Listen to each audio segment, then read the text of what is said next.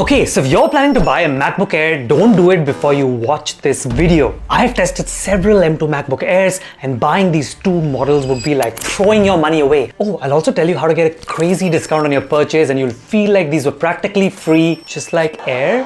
Well, let's get into it. First, let's talk about why the M2 Air series is one of the best that you can buy with your eyes closed. It's because Apple took the almost perfect M1 MacBook Air and just ironed out the small problems that customers pointed out. They reduced the large black strips or bezels on the side, they improved the webcam, which is honestly pretty subpar, and finally freed up one more USB-C or Thunderbolt port. Although the ports still suck, I still need an external port hub to use this thing, but more on that in a minute. And they also added a modern design with really nice colors and also this fast charging MagSafe charger, so we can take the already insane all-day battery life on the MacBook and top it up to 50% in under 30 minutes. Between this and the all-day battery life, it can basically be used like your phone. Okay, so the M2 is amazing and you should buy it with your eyes closed, right? Well, that's not entirely true. Like I said, there are two specific models that are like throwing your money down the toilet if you don't know them. And quite frankly, it's surprising that Apple even sells these anymore. I hope they're gonna fix these when they launch the M3. Just like I'm hoping that you'll support a small passionate creator like me by liking and subscribing to my channel. So, which are the two specific models that you shouldn't buy?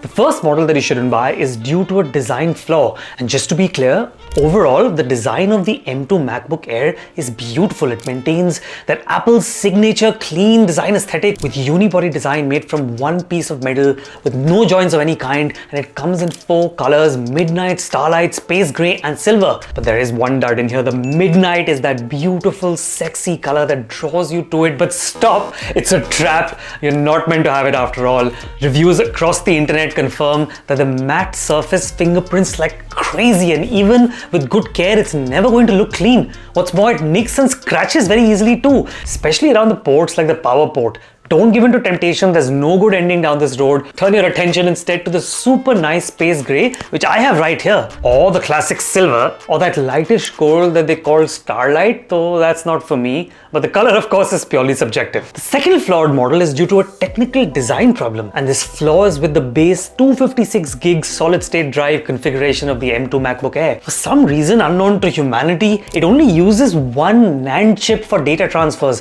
which can have the effect of slowing down your hard drive like crazy, especially if you transfer large files to and fro from your laptop.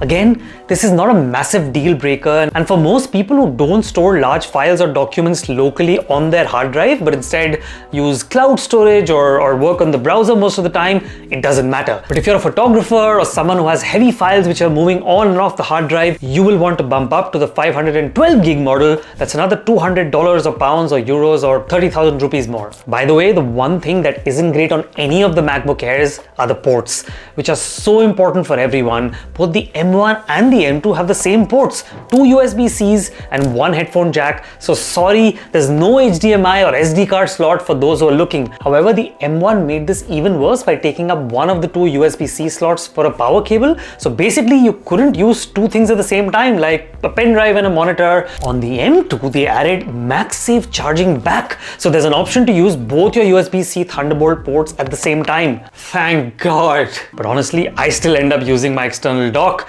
because many of my old devices still have the old USB-A port. But I suppose 2 USB-Cs and a headphone jack, can't complain. So, if you're buying the M2, how can you get it for cheap? Well, first, sign up for my newsletter that tells you the best discounts every week. The link is in the description below, and of course, subscribing to my channel helps as well. But at all times, it's already discounted about 100 to 200 pounds or dollars or euros on Amazon and other websites, and Apple's warranty doesn't depend on where you buy it, so that's definitely an option. If you want a further discount, you can make a slight compromise and get it refurbished on Apple's own website for under 1,000, or even on third-party refurb websites like Back Market in the UK. So basically, in summary, amazing laptop as long as you avoid those two problematic models. The M2 has so many more advantages that we didn't cover. For example, the amazing charging options where you can either get a charger with 2 USB-C ports on it so you can fast charge your iPhone or your iPad in parallel with your laptop, or you can get a super fast 67-watt charging brick that takes your MacBook from 0 to 50% in under 30 minutes.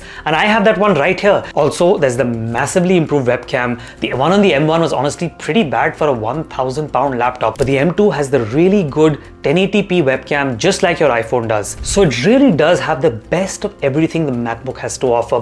But if you're looking at the most value for money, the M1 MacBook Air is still a great deal in 2024. I have a full video on it right here, and I'd definitely take a quick look before you make a decision.